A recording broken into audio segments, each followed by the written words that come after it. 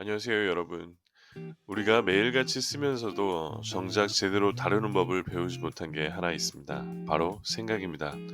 학교에서는 수학 공식, 영어 문법, 역사 연도는 가르쳐 주지만 정작 생각하는 법 자체는 가르쳐 주지 않습니다. 그래서 우리는 사회에 나오면 같은 문제를 두고도 늘 비슷한 방식으로 접근하고 답답한 벽에 부딪히곤 합니다. 저도 직장 초년 시절 이런 경험을 수도 없이 했습니다. 회의 시간에 아이디어를 내보라고 하면 머릿속에는 뭔가 복잡한 그림이 있는데 막상 입 밖으로 꺼내면 늘 뻔한 얘기. 상사에게 돌아오는 피드백은 조금 더 다르게 생각해봐. 이 말이었습니다. 그런데 다르게 생각하는 법은 어디서도 배운 적이 없었습니다. 오늘 여러분과 나눌 책 에드워드 드 보노의 생각의 기술은 바로 이 지점에서 시작합니다. 드 보노는 세계적인 창의적 사고 전문가이자 수평적 사고의 창시자로 불리는데요. 그는 말합니다. 사람들은 누구나 생각을 하지만 잘 생각하는 법은 훈련해야 한다. 이 말이 저는 너무 크게 다가왔습니다. 왜냐하면 저 역시 그동안 생각을 자연스럽게 떠오르는 것 정도로만 여기고 살았기 때문입니다. 그런데 이 책은 말합니다. 생각도 기술이다. 피아노 치듯 자전거 타듯 연습하면 누구나 잘 할 수 있는 기술. 여러분도 아마 이런 경험이 있으실 겁니다. 똑같은 문제를 붙잡고 며칠을 고민했는데 결국 남들이 다 아는 답밖에 못 낸 적. 회의에서 의견을 말했는데 누군가의 한마디가 훨씬 새로워 보였던 적. 혹은 갈등 상황에서 왜 나는 늘 이 분법적으로만 생각할까 답답했던 순간. 그게 바로 우리가 사고의 틀에 갇혀 있기 때문입니다. 이 책은 그 틀을 깨는 방법, 새로운 길로 사고를 확장하는 도구들을 소개합니다. 그리고 저는 이 도구들이 단순히 회사 업무나 아이디어 회의에만 필요한 게 아니라 삶 전체를 바꾸는 열쇠라고 확신합니다. 왜냐하면 세상은 점점 더 복잡해지고 AI가 단순한 논리와 계산은 대신해 주는 시대니까 이제 인간만이 할 수 있는 것, 유연하게 생각하고 새로운 길을 발견하는 능력입니다. 오늘 영상에서 저의 생각과 연구 결과에 따른 그 내용들을 통해서 우리가 어떻게 생각을 기술로 훈련할 수 있는지 차근차근 풀어가 보도록 하겠습니다. 여러분, 오늘은 에드워드 드보노의 생각의 기술, 생각은 기술이다라는 메시지를 가지고 이야기를 시작해 보겠습니다. 많은 사람들이 생각을 당연히 누구나 할 수 있는 별다른 훈련이 필요 없는 것처럼 여깁니다. 그런데 드보노는 단호하게 말합니다. 사고는 재능이 아니라 기술이다. 이게 무슨 말일까요? 우리는 피아노를 치거나 수영을 배우려면 몇 달, 몇 년씩 훈련을 합니다. 하지만 정작 매일같이 쓰는 생각에 대해서는 단 한 번도 훈련받지 않았습니다. 그저 주어진 교과서 문제를 풀고 사회가 만들어 오는 틀 속에서 답을 찾는 법만 배웠죠. 그러니 새로운 문제 앞에서 늘 같은 방식으로 접근합니다. 저도 그랬습니다. 회사 초년 시절에 상사에게 자주 들었던 말이 있습니다. 생각이 너무 교과서적이야. 그 말이 처음엔 상처처럼 다가왔습니다. 열심히 준비했고 논리적으로 설명했는데 왜 부족하다는 걸까? 그런데 그 시간이 지나고 보니 그 말 속에는 중요한 메시지가 숨어 있었습니다. 너는 훈련된 사고를 하지 않고 있다. 드보노는 이 지점을 정확히 짚었습니다. 사람들은 모두 생각을 하지만 대부분은 그저 떠오르는 대로 습관적으로만 생각합니다. 훈련되지 않은 생각은 결국 같은 길만을 반복할 뿐입니다. 반대로 생각을 다루기 시작하면 전혀 다른 차원의 문제 해결이 가능해집니다. 여기서 흥미로운 연구 하나를 소개하겠습니다. 스탠퍼드 대학교의 캐럴 드웩 교수가 했던 실험입니다. 그녀는 학생들을 두 그룹으로 나눴습니다. 한쪽은 지능은 타고난 것이다라고 믿게 만들었고, 다른 한쪽은 지능은 노력과 훈련으로 발전할 수 있다고 가르쳤습니다. 그 같은 난이도의 문제를 주었을 때 후자의 그룹이 훨씬 더 끈질기게 도전했고 다양한 시도로 해결책을 찾아냈습니다. 반면 전자의 그룹은 조금만 어려워도 포기했습니다. 이 실험은 단순히 마인드셋의 차이를 보여주는 게 아닙니다. 생각을 바라보는 관점, 곧 사고를 기술로 여기는가 아니면 선천적 재능으로 여기는가의 차이가 인생을 결정한다는 걸 보여줍니다. 드보노가 말하는 핵심과 정확히 맞닿아 있습니다. 여기서 여러분께 질문을 드려보겠습니다. 여러분은 지금까지 스스로의 사고방식을 연습과 훈련을 통해 발전시켜 본 적이 있으십니까? 아마 대부분은 고개를 저을 겁니다. 책은 읽고 정보를 얻고 공부는 했지만 생각 자체를 훈련해야 한다는 발상은 생소할 테니까요.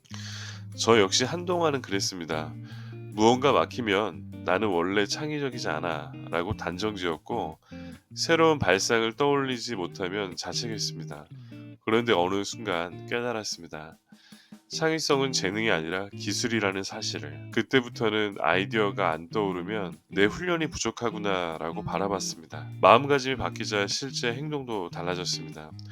드보노는 우리가 빠지기 쉬운 함정을 지적합니다. 사람들은 흔히 논리적 사고만을 최고의 도구로 생각합니다.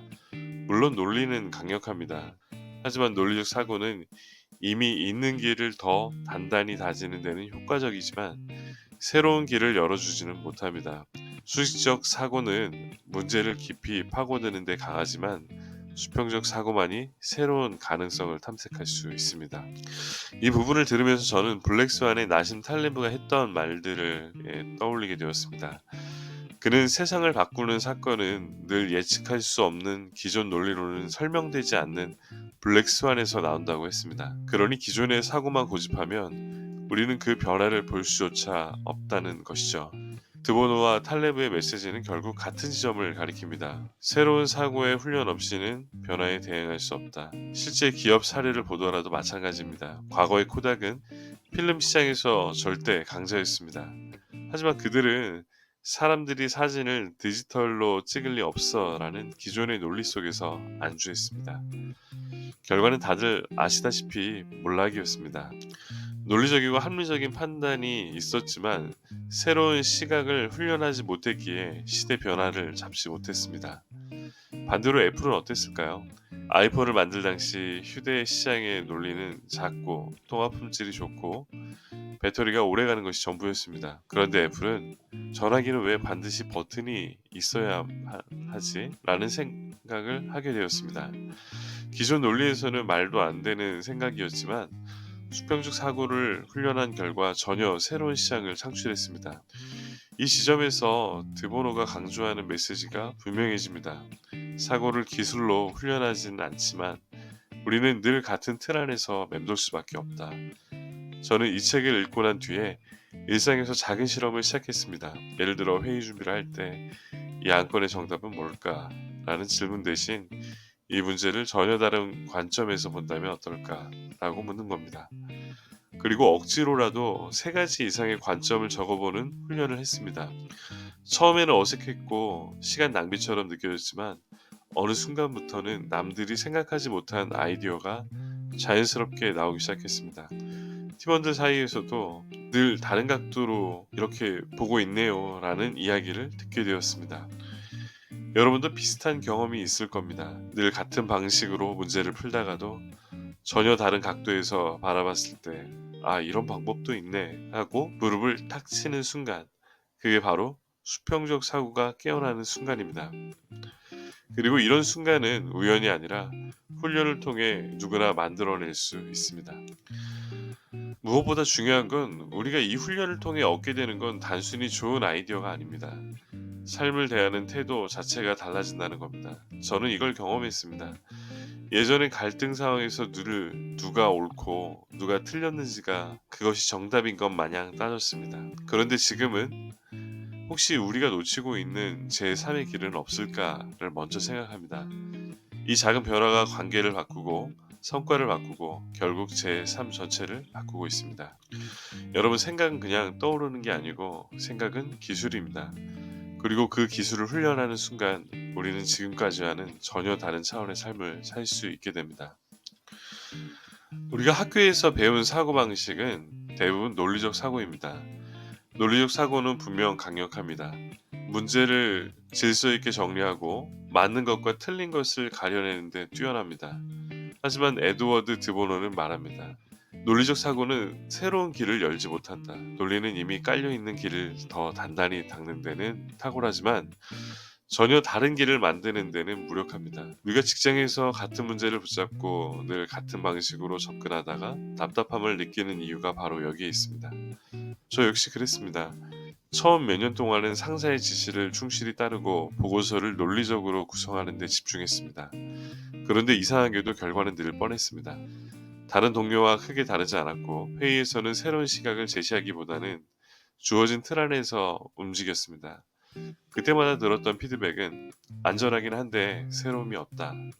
드보노는 이런 사고방식을 수익적 사고라고 부릅니다. 수익적 사고는 깊이 파고드는 데는 좋지만 넓게 확장하지는 못합니다. 반드시 우리가 길을 잃고 헤매듯 전혀 다른 방향으로 눈을 돌리는 것이 바로 수평적 사고입니다. 문제는 대부분의 사람들이 수평적 사고를 훈련하지 않았다는 점입니다. 실제로 하버드에서 진행된 실험이 있습니다. 참가자들에게 특정 문제를 주고 하나의 정답을 찾도록 요구한 그룹과 가능한 많은 대안을 적어보라고 요구한 그룹을 비교했습니다. 결과는 후자가 훨씬 창의적인 해결책을 냈습니다.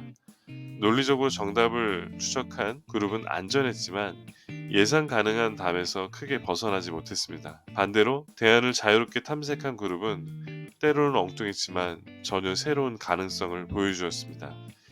이 차이는 실제 기업에서도 극명하게 드러납니다. 필름 카메라의 제왕이었던 코닥은 사람들이 사진을 디지털로 찍을 리 없다는 기존 논리에 매달렸습니다.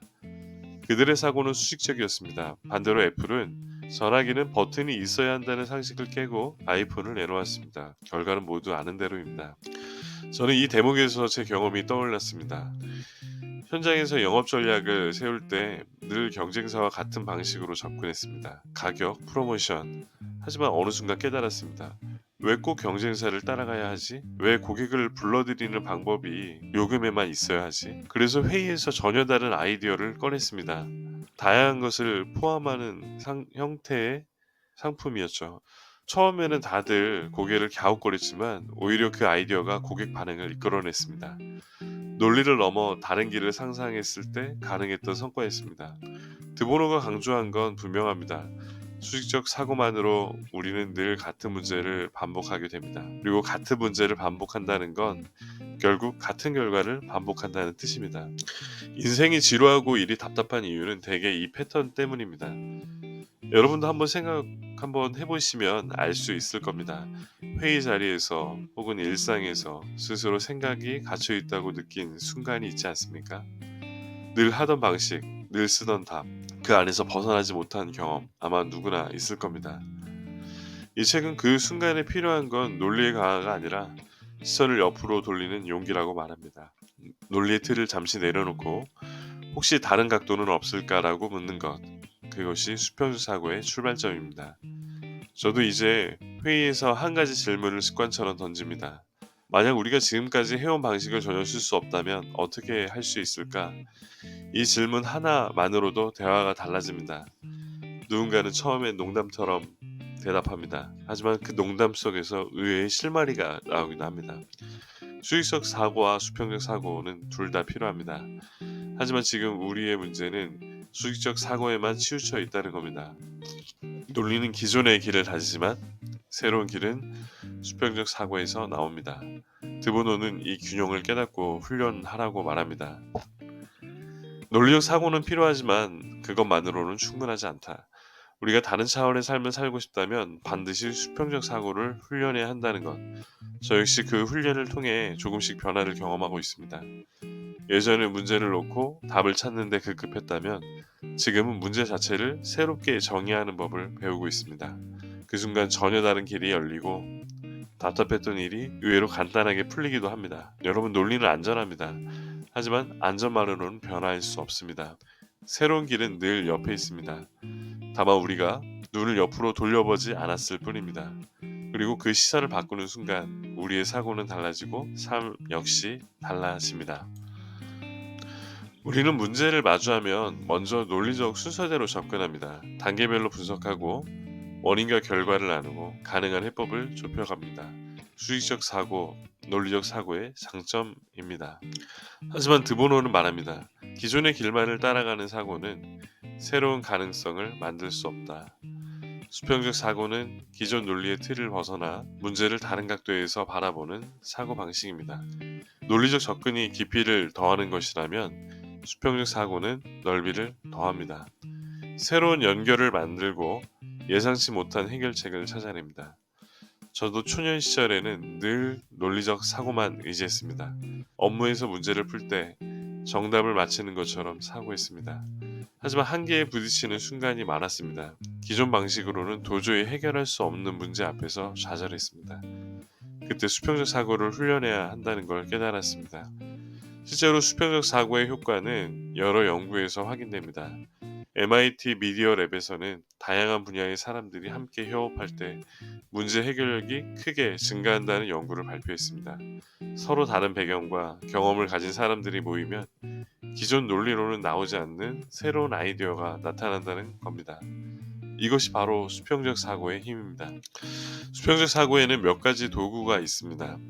예를 들어 PMI 기법, 플러스, 마이너스, 인터레스팅, 문제나 아이디어를 긍정, 부정, 흥미로운 관점에서 평가하는 방법입니다. 처음에는 단순해 보이지만 습관화하면 자연스럽게 다양한 관점을 떠올리게 됩니다. 랜덤 단어 기법도 있습니다. 전혀 관련 없어 보이는 단어를 문제와 연결하면서 새로운 아이디어를 만들어내는 방식입니다. 저는 이 방법을 실제 업무에 적용해 보았습니다. 영업 전략을 고민할 때 기존 방식은 경쟁사와 가격, 그리고 상품을 구성하는 비교하는 것이 전부였습니다. 수평적 사고를 적용하면서 전혀 다른 각도에서 질문했습니다. 고객이 진짜 원하는 경험은 무엇인가? 가격이 아닌 체험의 가치로 접근하면 처음에는 팀원들이 당황했지만 그 과정에서 새로운 프로그램을 기획했고 결과는 고객 만족도 상승과 매출 증가로 이어졌습니다. 기업의 사례를 보면 구글의 20% 프로젝트가 떠오릅니다.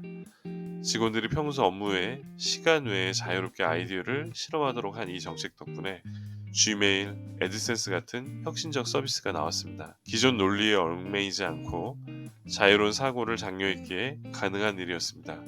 수평적 사고가 조직 전체를 변화시키는 사례입니다. 드보노는 수평적 사고가 단순히 창의적인 아이디어를 내는 것만으로는 아니라고 강조합니다.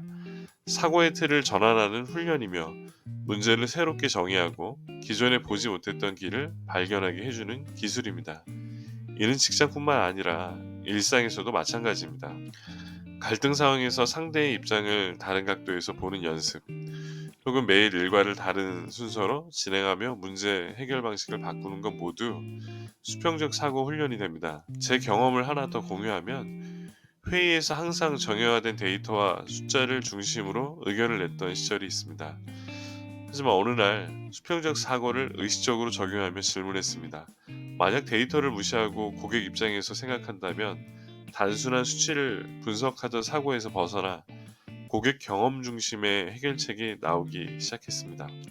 그 결과 팀회의의 방향과 전략 자체가 달라졌습니다. 여러분도 경험해 보셨을 겁니다. 반복되는 일상과 업무 속에서 늘 같은 방식으로 사고하다가 어느 순간 전혀 다른 관점에서 보니 문제 해결이 훨씬 쉬워졌던 순간, 바로 그 경험이 수평적 사고의 힘을 보여줍니다. 우리가 흔히 창의적이라고 하면 천재적 아이디어나 특별한 영감을 떠올리기 쉽습니다.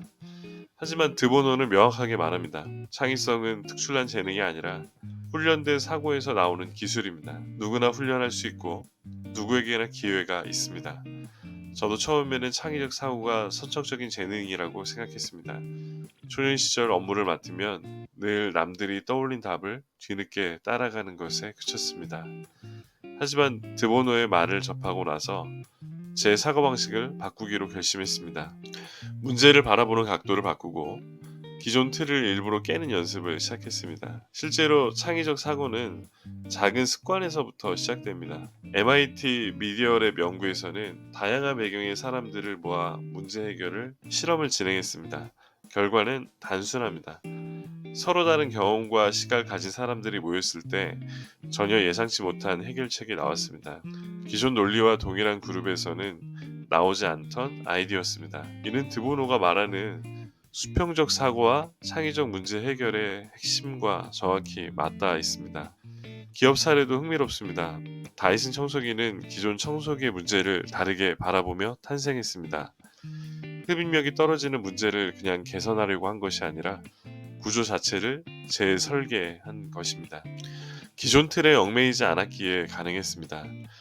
애플, 아이폰도 마찬가지입니다. 버튼과 기능이 정형화된 휴대폰 시장에서 전혀 다른 접근으로 사용자 경험을 혁신했습니다. 논리적 분석으로는 도저히 설명되지 않는 방식이었고 실제 시장에서 혁신을 만들어내었습니다. 저 역시 업무에서 비슷한 경험을 많이 하고 있습니다.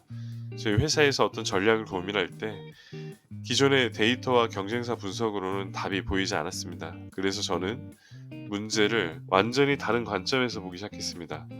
고객 경험과 감정을 중심으로 사고를 재구성하고 기존 틀에서는 상상하기 어려운 프로그램을 제안했습니다. 처음에는 팀원들이 당황했지만 결과적으로 고객 반응과 매출 모두 긍정적인 결과로 이어졌습니다.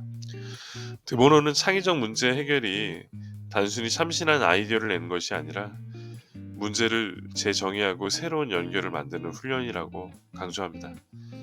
논리적 사고만으로 기존 틀을 넘기 어렵지만 의도적으로 틀을 깨고 새로운 관점에서 문제를 바라보면 예상치 못한 길이 열리기도 합니다. 실제 연구도 이를 뒷받침합니다. 구글의 20% 프로젝트에서는 직원들이 평소 업무의 시간에 자유롭게 아이디어를 실험하게 했습니다. 그 결과 Gmail, 애드센스와 같은 혁신적인 서비스가 나왔습니다. 기존 논리와 시스템에서 벗어나 자유롭게 사고하도록 장려했기에 가능했던 일입니다. 창의성은 우연이 아니라 환경과 훈련이 만들어낸 결과인 겁니다. 저는 회의에서 매번 새로운 관점을 던지려고 노력하고 있습니다. 이전에는 데이터와 수치 중심으로 생각했다면 이제는 고객 관점과 현장 경험, 전혀 다른 산업의 사례까지 참고합니다. 처음에 어색했지만 점점 자연스럽게 문제를 재정의하고 해결책을 다각도로 탐색하게 되었습니다. 이 과정에서 팀원들과의 대화도 달라졌습니다. 단순히 결과를 맞히는 것이 아니라 새로운 길을 함께 찾아가는 과정 자체가 즐거움이 되었습니다. 여러분도 경험해 보셨을 겁니다. 문제를 붙잡고 몇 시간 고민해도 답이 나오지 않다가 전혀 다른 시각에서 바라보니 해결책이 금방 보이는 순간, 바로 그 순간이 창의적 문제 해결의 본질입니다. 드보노는 반복해서 말합니다. 창의성은 연습으로 가능하다. 새로운 시각을 찾는 연습, 기존 틀을 깨는 연습, 연결점을 새롭게 만들어보는 훈련이 창의적 해결책을 만든다. 이 훈련이 쌓이면 우리는 더 이상 문제 앞에서 막막함을 느끼지 않습니다. 문제는 도전이 되고 기회가 됩니다. 우리는 흔히 창의적 사고를 마음속에서 불현듯 떠오르는 영감으로 생각합니다. 하지만 드보노는 다르게 말합니다. 창의성은 영감만으로는 부족하고 체계적으로 훈련하고 구조해야 한다고 강조합니다. 생각도 기술이므로 이를 다루는 도구가 필요하다는 겁니다. 대표적인 도구 중 하나가 6가지 생각 모자입니다. 각 모자는 특정한 사고방식을 상징합니다. 흰 모자는 객관적 사실과 데이터, 빨강 모자는 감정과 직관, 검정 모자는 위험과 문제점, 노랑 모자는 긍정과 기회, 초록 모자는 창의적 아이디어, 파랑 모자는 전체 프로세스를 조율하는 메타 사고. 이 도구를 사용하면 한 가지 문제를 여러 관점에서 체계적으로 바라볼 수 있습니다. 저는 이 모자를 실제 업무 회의에 적용해 봤습니다. 처음에는 팀원들이 어색해했습니다. 이게 뭐 하는 거죠? 라며 반신반의했습니다. 하지만 각 모자를 순서대로 적용하며 논의하다 보니까 단순히 논리적 검토만 하던 회의와 달리 다양한 시각에서 문제를 접근할 수 있었습니다. 감정적인 불만도, 기회와 위험도, 창의적인 대안도 모두 한자리에서 다뤄졌습니다. 결과는 놀라웠습니다. 회의가 훨씬 짧아졌고 결정의 질은 이전보다 높아졌습니다. 또 다른 도구는 PMI 기법입니다. 어떤 아이디어나 결정을 평가할 때 장점, 단점, 흥미로운 점을 나눠서 적어보는 겁니다. 단순히 좋다, 나쁘다로 평가하는 사고에서 벗어나 다양한 관점을 자연스럽게 고려하게 됩니다. 이를 통해 저는 아이디어도 놓치지 않고 예상치 못한 가치를 발견할 수 있었습니다. 연구에서도 이러한 구조화된 사고의 효과가 확인됩니다. 하버드와 MIT의 실험에서는 체계적으로 사고 도구를 적용한 그룹이 문제 해결 능력과 창의적 아이디어 산출에서 우위를 보였습니다. 특히 단순히 자유롭게 아이디어를 떠올린 그룹보다 도구를 활용한 그룹이 더 실용적이고 실행 가능한 해결책을 만들어냈습니다.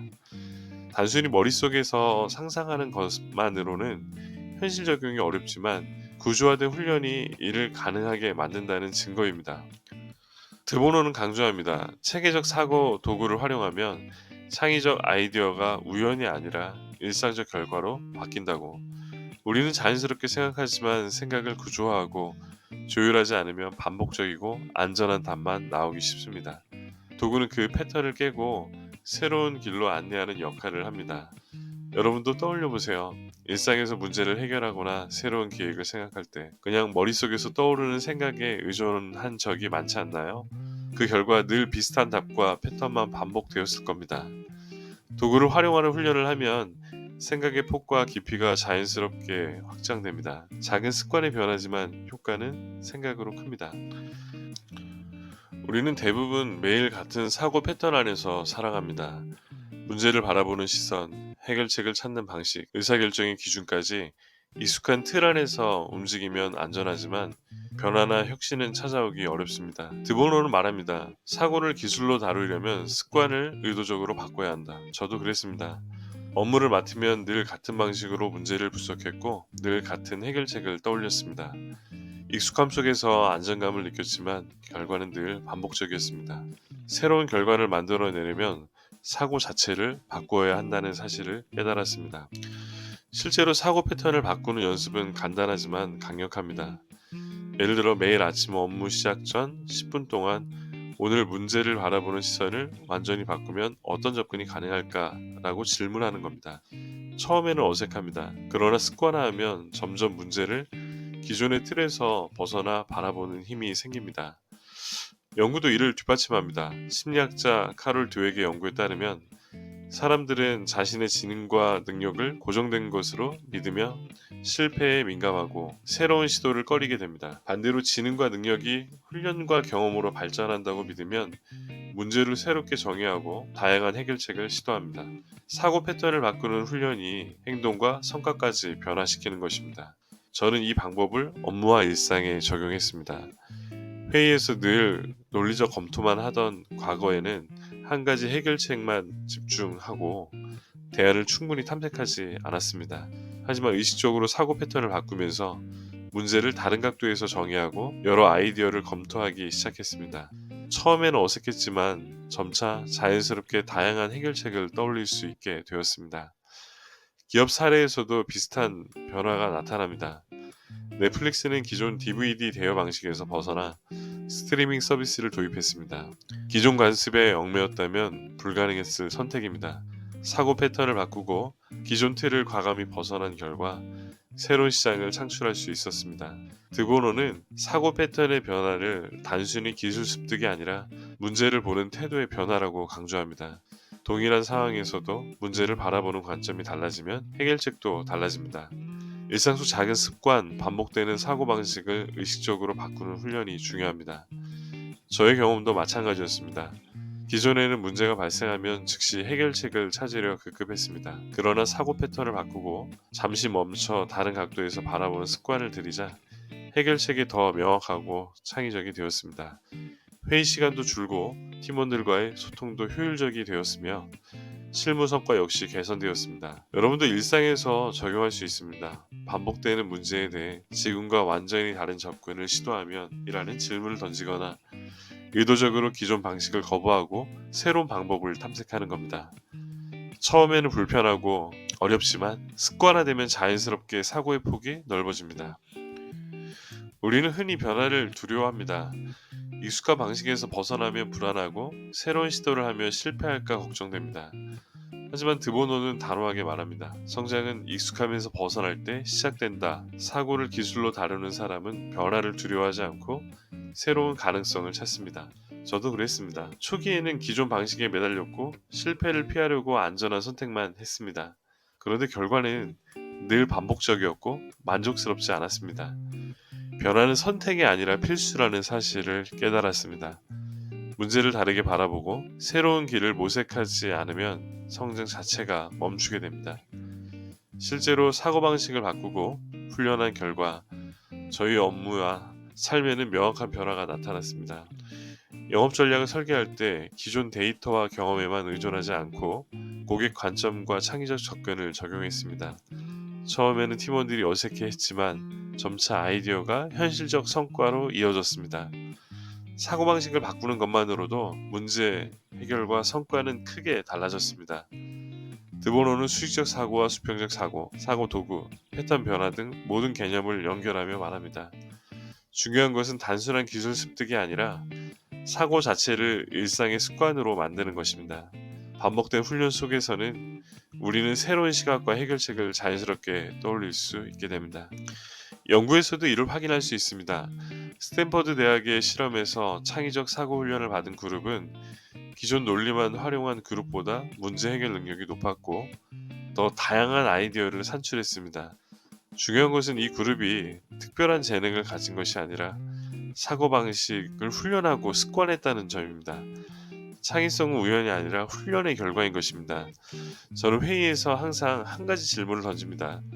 이 문제를 전혀 다른 방식으로 접근하면 무엇이 가능할까? 처음에 팀원들이 당황했지만 이 질문이 사고의 폭을 넓히고 예상치 못한 아이디어를 만들어냅니다. 문제를 다르게 정의하고 기존 틀을 깨는 순간 우리는 이전과 다른 결과를 얻었습니다. 또한 사고의 변화를 통해 삶의 질도 달라졌습니다. 단순히 업무 성과에만 국한된 것이 아니라 인간관계, 자기결정, 일상 문제 해결 방식까지 변화했습니다. 생각을 기술로 다루고 새로운 시각을 습관화하는 것만으로도 삶이 달라진다는 것을 직접 경험했습니다. 우리는 지금까지 에드워드 드보노의 생각의 기술을 따라가며 사고의 다양한 방식과 훈련법, 문제 해결의 실질적 접근법을 살펴봤습니다. 우리는 모두 사고의 틀 안에서 살아가지만 그 틀을 깨고 새로운 길을 찾는 연습이 가능하다는 것을 알게 되었습니다. 논리적 사고, 수평적 사고, 사고 도구, 패턴 변화 모두 작은 습관과 훈련으로 삶과 업무를 바꿀 수 있습니다. 저 역시 이 책을 통해 생각을 기술로 다루는 법을 배우고 삶의 변화를 경험했습니다. 여러분도 작은 시도와 훈련을 시작하면 문제 해결과 창의력에서 큰 변화를 경험할 수 있습니다. 마지막으로 기억하세요. 생각은 기술이고 기술은 훈련으로 발전하며 훈련은 삶을 바꾸는 힘이 된다. 오늘부터라도 한 가지 문제를 전혀 다른 시각에서 바라보는 연습을 해보세요. 그 작은 변화가 여러분의 내일을 완전히 달라지게 만들 것입니다.